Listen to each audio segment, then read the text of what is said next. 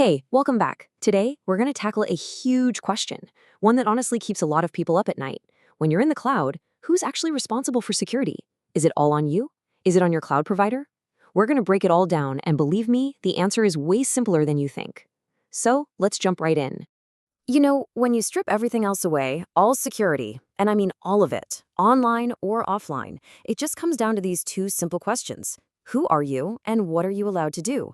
If you can't answer both of those with total confidence, you've got a serious problem. And believe me, in the cloud, that's a problem that can get really big really fast. Well, lucky for us, the answers to those big questions really boil down to two core ideas: authentication and authorization. Seriously, these two concepts are the golden rules, the absolute foundation of securing anything in the cloud. So let's take a second and really unpack what they mean. Okay, so first up, authentication.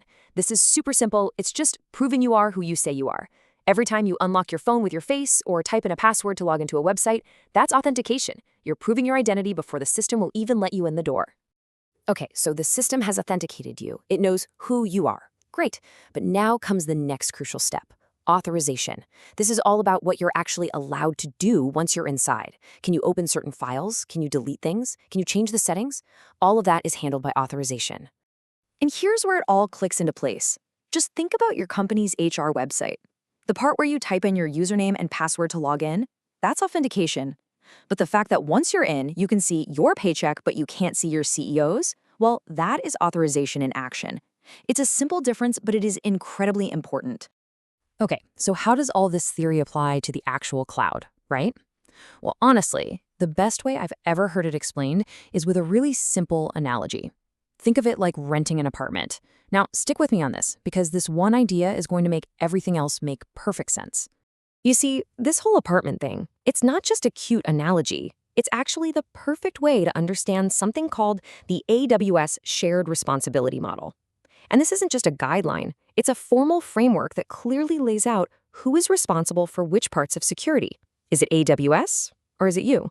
Think about it. The landlord, that's AWS in this story, they're on the hook for the security of the entire building: the concrete foundation, the outside walls, the main lobby security, the plumbing, the electrical, all of that is their job.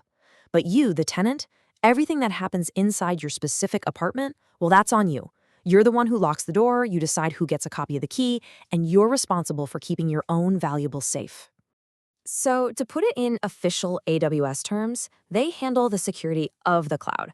This is the heavy lifting. They're securing the physical data centers around the world, the actual servers, the networking, the core software that makes everything run. They are responsible for the building itself. And your job, your responsibility, that's security in the cloud. This is everything you put inside your apartment: your data, your applications, the way you set up your networks, and most importantly, who you give access to. You have total control, which means you also have total responsibility for what you build. All right, so you're the tenant. You've got this awesome cloud apartment. Now the big question is, how do you actually lock the doors and secure your stuff? It's not enough just to know it's your job. You need a solid plan. And for that, we can use a really simple three-step framework. The best way to think about this is a simple three-step game plan: prevent, protect, and detect. Easy to remember, right? This little framework helps you cover all your bases and build a really strong security posture. Let's break down what each of those really means. First up is prevent. The goal here is to stop security problems from ever happening in the first place. This comes right back to what we talked about: authorization. And the main tool for this job is AWS Identity and Access Management, or IAM for short. IAM lets you get super specific about who can do what. Think of it like this: instead of giving everyone a master key that opens every door, you create custom keys that only open the specific doors that person needs access to. And for super sensitive things like passwords or API keys, you use a tool like AWS Secrets Manager. It's like a digital safe, so you're not just leaving those keys lying around. Okay, next up is protect. Because look, prevention is awesome, but you still need defenses, just in case. This is where you put up your digital walls. You use services like AWS Shield, which is basically your bouncer, protecting you from massive DDoS attacks that try to overwhelm your front door. You also use something called a web application firewall, or a WAF, which acts like a fine-tooth comb inspecting traffic and blocking anything that looks malicious. And for your data itself, you use the AWS Key Management Service, or KMS, to encrypt it. That's like locking your valuables inside a vault that only you have the combination to. And last, but definitely not least, is detect. Because you have to assume that someday someone might try to pick your lock or sneak through a window.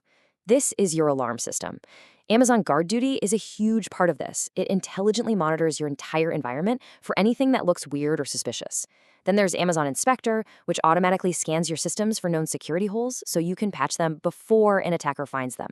And to pull it all together, AWS Security Hub gives you one central dashboard, a single pane of glass, to see all your security alerts from across your entire setup, making sure nothing gets messed. So, when you boil it all down, what's the big takeaway here? It's that cloud security is a partnership. It's a two-way street. AWS takes care of the building, providing a powerful, secure foundation. But it's on you, the tenant, to be smart and responsible about securing everything you put inside. So I'll leave you with this question to think about as you go back to your own cloud apartment.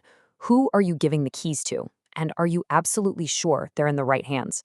Because in the world of the cloud, you're the one in charge of the locks.